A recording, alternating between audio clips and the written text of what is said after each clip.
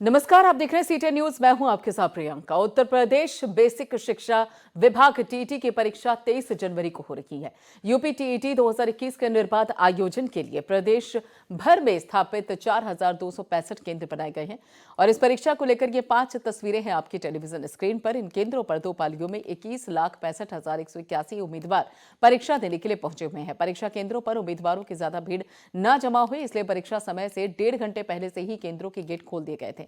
आपको बता दें कि नवंबर में रद्द हुई इस परीक्षा का शेड्यूल जारी होने के साथ ही सभी अटकलें अब समाप्त हो गई हैं। पेपर लीक के कारण 28 नवंबर को यूपी टीईटी परीक्षा स्थगित कर दी गई थी। सरकार ने 1 महीने में परीक्षा कराने की बात कही थी और 2 पालियों में यूपी टीईटी की परीक्षा हो रही है। पहली पाली में परीक्षा सुबह 10 बजे से लेकर 12:30 बजे के बीच तक होगी और इसके बाद दूसरी पाली की जो परीक्षा है वो 2:30 बजे से लेकर शाम 5 बजे तक होगी। अंबेडकर नगर, जौनपुर, श्रावस्ती और रायबरेली में टीईटी की परीक्षाएं हो रही हैं, जहां पर अंबेडकर नगर जिले में 86 केंद्रों पर टीईटी की परीक्षा आयोजित हो रही है, तो वहीं पर रायबरेली में कुल 26,000 अभ्यर्थी परीक्षा दे रहे हैं। श्रावस्ती में भी टीईटी की परीक्षा के लिए 5 केंद्र बनाए गए हैं, जहां पर ये परीक्षाएं हो रही हैं। जौनपुर में भी टीईटी परीक्षा आज 2 पालियों में आयोजित की जाएगी। प्रथम पाली में 68 और दूसरी पाली में 44 केंद्र बनाए गए हैं। आपको बता दें कि टीईटी की परीक्षा में कोविड नियमों का पूरी तरीके से पालन किया जा रहा है। यूपी टेट की परीक्षा को लेकर ये 5 तस्वीरें भी आपकी टेलीविजन स्क्रीन पर हैं। आप देख सकते हैं कि यहाँ पर अंबेडकर नगर में किस तरीके से बाकायदा कोरोना गाइडलाइन का पालन करते हुए परीक्षाएं करवाई जा रही हैं। श्रावस्ती की भी अगर आप तस्वीरें देखें तो भारी संख्या में अभ्यर्थी वहां पर पहुंचे हुए हैं। जौनपुर की भी अगर आप तस्वीरें देखें तो वहां पर भी परीक्षा केंद्रों पर जो अभ्यर्थी पहुंच रहे हैं। रायबरेली की तस्वीरें भी आपकी टेलीविजन स्क्रीन पर, ये देखिए तस्वीर। जो अभ्यर्थी हैं वो पहुंचे हुए हैं सभी डॉक्यूमेंट्स के साथ और कोरोना गाइडलाइन का ख्याल रखते हुए मुंह पर मास्क है, सैनिटाइजेशन, 2 गज की दूरी, इन सभी गाइडलाइंस का पालन करते हुए जो परीक्षाएं हैं वो आयोजित करवाई जा रही हैं। आपको बता दें कि इससे पहले भी परीक्षा को आयोजित किया गया था, लेकिन बताया जा रहा था कि पेपर लीक मामले को लेकर परीक्षा को स्थगित कर दिया गया था और फिर सरकार ने यह बयान दिया था कि 1 महीने के अंदर फिर से परीक्षा को आयोजित किया जाएगा। उसी के चलते ही जब 28 नवंबर को परीक्षाएं रद्द हुई थी तो उसके बाद आज यानी कि 23 जनवरी को एक बार फिर से परीक्षाओं को आयोजित किया जा रहा है। 1.5 घंटे पहले ही परीक्षा केंद्र को खोल दिया गया था ताकि जो परीक्षा केंद्र है वहां पर बहुत ज्यादा भीड़ न इकट्ठी हो। 21 लाख से ज्यादा उम्मीदवार हैं जो कि परीक्षा इस वक्त दे रहे हैं। 2 पालियों में परीक्षा आयोजित हो रही है। तो अंबेडकर नगर, श्रावस्ती, जौनपुर, रायबरेली की तस्वीरें हैं आपकी टेलीविजन स्क्रीन पर और इन 5 तस्वीरों को देखकर आप अंदाजा लगा सकते हैं कि जो यूपी टीईटी की परीक्षाएं हैं 2021 की, वहां पर परीक्षा केंद्रों में किस तरीके की व्यवस्थाएं की गई हैं। और साथ ही ये भी जानकारी सामने आ रही है कि कोरोना गाइडलाइंस को देखते हुए इस बाबत पूरी तरीके से व्यवस्था है। जो भी अभ्यर्थी यहाँ पर परीक्षा देने के लिए अंदर आ रहा है उसका हाथ सैनिटाइज करवाया जा रहा है, मुंह पर मास्क चेक किया जा रहा है और साथ साथ भीड़ ज्यादा इकट्ठी ना हो, इसलिए 1.5 घंटा पहले ही जो परीक्षा के गेट थे वो खोल दिए गए थे। परीक्षा केंद्रों के जो गेट थे वो खोल दिए गए थे ताकि यहाँ पर सहूलियत के हिसाब से और सहज तरीके से, सरल तरीके से जो अभ्यर्थी हैं वो पहुंच सके परीक्षा केंद्रों में। और इसी बाबत आगे की जानकारी देने के लिए हमारे संवाददाता शिवा शर्मा हमारे साथ जुड़ चुके हैं। शिवा, क्या व्यवस्था आपको नजर आ रही है? यूपी टीईटी की जो परीक्षाएं हो रही हैं वहां पर जो केंद्र इस वक्त बनाए गए हैं, किस तरीके की व्यवस्थाएं हैं, क्या है अभी तक आपके पास अपडेट टीईटी की परीक्षाओं को लेकर?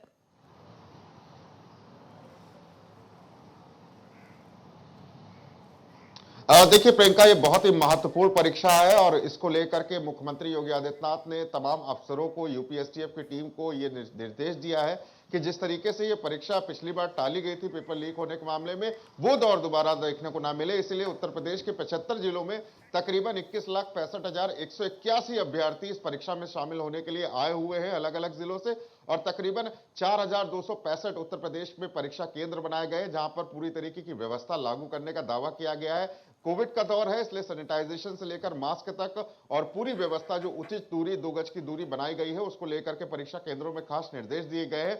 और ये परीक्षा इसलिए बहुत ही महत्वपूर्ण हो जाती है क्योंकि ये तमाम विवादों में घिरी रही है कि जो नकल माफिया थे उन्होंने इस पूरी परीक्षा को पिछले नवंबर में कैंसिल करवाया और उसी की वजह से तमाम अभ्यर्थियों में सरकार को लेकर के रोष था। लेकिन अब ये दौर दोबारा देखने को ना मिले, इसके लिए पूरी व्यवस्था की गई है। उत्तर प्रदेश पुलिस के बड़े अफसर इस परीक्षा की निगरानी के लिए लगाए गए हैं कि जो नकल माफिया है इस परीक्षा में दोबारा सेंध ना करे, क्योंकि teacher eligibility test Uttar Pradesh के अंदर शिक्षक को पाने के लिए एक बहुत बड़ा टेस्ट होता है और इसी के लिए परीक्षा का आयोजन किया जाता है। बहुत बड़ी व्यवस्था होती है। आज परीक्षा हो रही है और तकरीबन 1 महीने यानी कि 32 दिन बाद इसका रिजल्ट घोषित होना है 25 फरवरी को। इसके लिए गठजोड़ पूरी व्यवस्था की गई है कि अगर आज एग्जाम होगा 21,65,181 अभ्यर्थी इस एग्जाम में शामिल होंगे तो उस पर की जो आंसर की है वो 25 जनवरी को वेबसाइट पर डाली जाएगी। और अगर किसी अभ्यर्थी को उस आंसर की का अगर विरोध करना है, आपत्ति जतानी है, तो उसके संशोधन समिति भी जो है आगे आने वाली डेट को देगी। यानी कि पूरी प्रक्रिया पूरी होने के बाद 25 फरवरी को इस यूपीटीईटी का जो रिजल्ट है वो ऑनलाइन घोषित किया जाएगा और उसमें देखा जाएगा कि 21 लाख से ज्यादा जो अभ्यर्थी इस परीक्षा में शामिल हुए वो कौन कौन पास हुए, कौन कौन फेल हुए। आज का दिन बहुत महत्वपूर्ण है क्योंकि 2 पालियों में परीक्षा होनी है और तकरीबन 1 घंटे पहले इस परीक्षा की शुरुआत तमाम अलग अलग केंद्रों में हो चुकी है। पहली पाली की परीक्षा जो है वो 10 बजे से शुरू हो चुकी है, जो 12:30 बजे समाप्त होगी, और दूसरी पाली की परीक्षा 2:30 बजे शुरू होगी और 5 बजे समाप्त होगी। तो दोनों पालियों की परीक्षा कोविड गाइडलाइन के तहत हो और किसी भी तरीके की सेंधमारी ना हो, उसके लिए अफसरों को खास निर्देश दिए गए हैं। बिल्कुल, यानी कि किसी तरीके से पेपर लीक होने को लेकर कोई भी संभावना ना बने, इस बाबत अधिकारियों को पूरी तरीके से सचेत कर दिया गया है। लेकिन शिवा, हम जब देखेंगे पिछले महीने, जब अगर नवंबर में जब परीक्षा आयोजित की जा रही थी, तो उस दौरान जो कोरोना के केसेस थे वो इस तरीके से नहीं आ रहे थे जैसे कि अब आ रहे हैं। लगभग 3 लाख से ऊपर के जो केसेस हैं वो कोरोना संक्रमित मरीजों के सामने आ रहे हैं। आंकड़ा, ग्राफ लगातार बढ़ता जा रहा है। तो इस बाबत जो परीक्षा केंद्र हैं वहां पर क्या आपको कोरोना गाइडलाइंस की जो पालन करने की पूरी एक प्रक्रिया होती है वो आपको देखने को मिल रही है? क्या वहां पे सैनिटाइजेशन को लेकर, मास्क को लेकर, सोशल डिस्टेंसिंग को लेकर जो परीक्षा केंद्र बनाए गए हैं वहां पर परीक्षार्थियों के, अभ्यर्थियों के बैठने की किस तरीके की व्यवस्था है, इस बाबत क्या कुछ आपको देखने को मिल रहा है?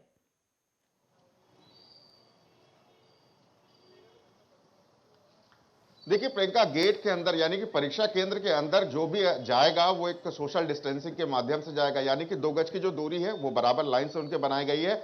जो भी परीक्षा केंद्र के अंदर अंदर जाएगा अभ्यर्थी, उसको सैनिटाइजेशन किया जाएगा और खास तौर से ये ख्याल रखा जाएगा कि उसके चेहरे पर मास्क जरूर हो। यानी कि जो तमाम चीजें हैं वो पहले ही कह दी गई है कि कोविड के दौर में आपकी परीक्षा का आयोजन किया जा रहा है। मास्क, सैनिटाइजेशन और किसी भी तरीके का स्मार्टफोन या जो स्मार्ट वॉच होती है, वो जो इलेक्ट्रॉनिक एक चीज होती है, वो अंदर नहीं जाएगी। और पूरी तरीके से जो सीटिंग अरेंजमेंट है, यानी कि अगर एक क्लास के अंदर 40 अभ्यर्थी बैठने हैं तो उनका 2 गज की दूरी के हिसाब से उनकी सीटिंग अरेंजमेंट की गई है। एक खास तौर से सरकार ने सुविधा की है कि अगर जो कोविड पॉजिटिव अगर कोई भी अभ्यर्थी है तो उसके लिए एक अलग से क्लासरूम बनाया गया और उसके लिए जो दूरी है वो व्यवस्था बनाई गई है। हालांकि कौन कौन से केंद्र पे कोविड पॉजिटिव के जो अभ्यर्थी है वो परीक्षा देंगे, इसको अभी आउट नहीं किया गया है। ये जरूर दिखाया जाएगा कि अगर जो इसके हल्के लक्षण है, जो कोविड पॉजिटिव है, वो भी इस परीक्षा में आ सकते हैं और परीक्षा दे सकते हैं। तो खास तौर से जो व्यवस्था है वो परीक्षा केंद्र के अंदर की, परीक्षा केंद्र कोई बाहर की नहीं है। तमाम सेंटर्स के बाहर जो भीड़ लगी हुई है वो एकजुट से लगी हुई है।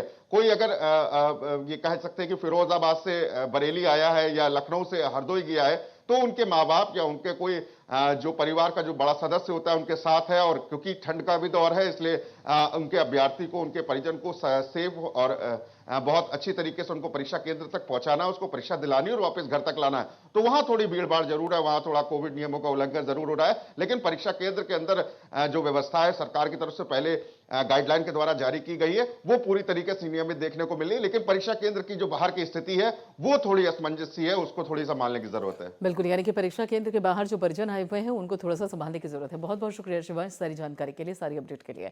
तो आपको बता दें कि 2 पालियों में परीक्षाएं हो रही हैं और ऐसे में जो व्यवस्था है पूरी तरीके से दुरुस्त रखी गई है। कोशिश यही की जा रही है परीक्षा केंद्रों पर कि जो कोरोना की गाइडलाइंस हैं उनका पालन किया जाए।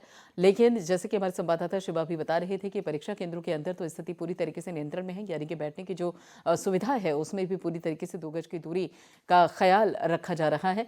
और सभी जो आ रहे हैं परीक्षार्थी, अभ्यर्थी, उनके मुंह पर मास्क है, सैनिटाइजेशन की पूरी व्यवस्था है। और ये 5 तस्वीरें हम आपको दिखा रहे हैं आपके टेलीविजन स्क्रीन पर। श्रावस्ती की तस्वीरें हैं, अम्बेडकर नगर की तस्वीरें हैं, जौनपुर की तस्वीरें हैं, रायबरेली की तस्वीरें आप देख सकते हैं अपने टेलीविजन स्क्रीन पर। और ऐसे में जो व्यवस्थाएं हैं काफी दुरुस्त की गई हैं। लोगों को मास्क के जो महत्व है उसको भी समझाया गया है। बिना मास्क के किसी की एंट्री नहीं हो रही है। और सबसे अहम बात है कि परीक्षा केंद्रों पर किसी तरीके की भीड़ इकट्ठी ना हो, इस बाबत जो परीक्षा केंद्र के गेट है उनको 1.5 घंटे पहले ही खोल दिया गया था। लेकिन जो परिजन आए हुए हैं दूर दूर से, एक जिले से दूसरे जिले में लोग पहुंचे हुए हैं एग्जाम्स देने के लिए, परीक्षा देने के लिए, वहां परिस्थिति को थोड़ा सा नियंत्रण में करना मुश्किल हो रहा है, लेकिन कोशिश वहां पर भी की जा रही है। ऐसे में व्यवस्थाएं यहां पर देखने को मिल रही हैं। 1.5 घंटे पहले ही परीक्षा केंद्र को खोल दिया गया। नवंबर में जब परीक्षा आयोजित की गई थी तो उस दौरान परीक्षा को स्थगित कर दिया गया था, क्योंकि मामला ये सामने आया था जो परीक्षा केंद्रों में बाकायदा जो अभ्यर्थी थे वो पहुंच गए थे और परीक्षा को लेकर जो पेपर है वो भी उनके हाथों में आ गया था। लेकिन 28 नवंबर को परीक्षा के जो एग्जाम्स हैं उसके लीक होने की खबर सामने आई थी, पेपर लीक होने की खबर सामने आई थी। उसके बाद परीक्षा को तुरंत कैंसिल कर दिया गया था, स्थगित कर दिया गया था और ये कहा गया था कि 1 महीने के अंदर अंदर फिर से परीक्षा आयोजित होगी। कानपुर से हमारे संवाददाता दीपक श्रीवास्तव हमारे साथ जुड़ चुके हैं। कानपुर में क्या स्थिति बनी हुई है इस बाबत जानकारी देने के लिए। दीपक, कानपुर में आपको क्या व्यवस्थाएं नजर आ रही हैं? जो टीईटी के परीक्षा केंद्र है वहां पर क्या कुछ देखने को मिल रहा है? परीक्षाएं सुचारू रूप से चल रही हैं? जी, आपको बता दें कि बीते दिनों ये परीक्षा कैंसिल हुई थी, जिसको आज सुचारू रूप से कराने के लिए जनपद में जिला प्रशासन द्वारा पूरी चाक चौबंद व्यवस्था कराई गई है। प्रथम पाली में कुल 68 और द्वितीय पाली में कुल 44 केंद्र बनाए गए हैं, जिसमें लगभग प्रथम पाली में 41,996 परीक्षार्थी शामिल होंगे और वहीं दूसरी पाली में 28,146 परीक्षार्थी शामिल होंगे। इसके लिए सेक्टर मजिस्ट्रेट और स्टेटिंग मजिस्ट्रेट भी लगाए गए हैं। हालांकि सुबह से प्रथम पाली परीक्षाएं सुचारू रूप से चल रही हैं, जगह जगह जिलाधिकारी भी मौके पर पहुंचकर परीक्षाओं का जायजा ले रहे हैं। साथ ही कुछ बच्चे देर से पहुंचे थे परीक्षार्थी, जिनको भी बाहर रोका गया था। बाद में जिलाधिकारी ने पहुंचकर सभी बच्चों को परीक्षा केंद्र में बैठाया है और परीक्षाएं सुचारू रूप से चल रही हैं। वहीं कोरोना गाइडलाइन की बात करें तो राजकुमार, जो कि जिला विद्यालय निरीक्षक है, उन्होंने बताया कि कोरोना गाइडलाइन का पालन किया जा रहा है और तमाम सेंटरों पे जगह जगह सैनिटाइजर, मास्क और चीजें लगा के विद्यार्थियों की चेकिंग की जा रही है और इसके लिए पूरी तरह से स्टेटिंग मजिस्ट्रेट और उड़न दस्ते की व्यवस्था की गई है और परीक्षाएं सुचारू रूप से चल रही हैं। जी, यानी कि परीक्षाएं जो है वो सुचारू रूप से चल रही हैं इस वक्त। सभी तरीके की जो व्यवस्था है कोरोना को लेकर, गाइडलाइंस को लेकर, वो पूरी तरीके से व्यवस्थाएं दुरुस्त की गई। बहुत बहुत शुक्रिया दीपक इस सारी जानकारी के लिए।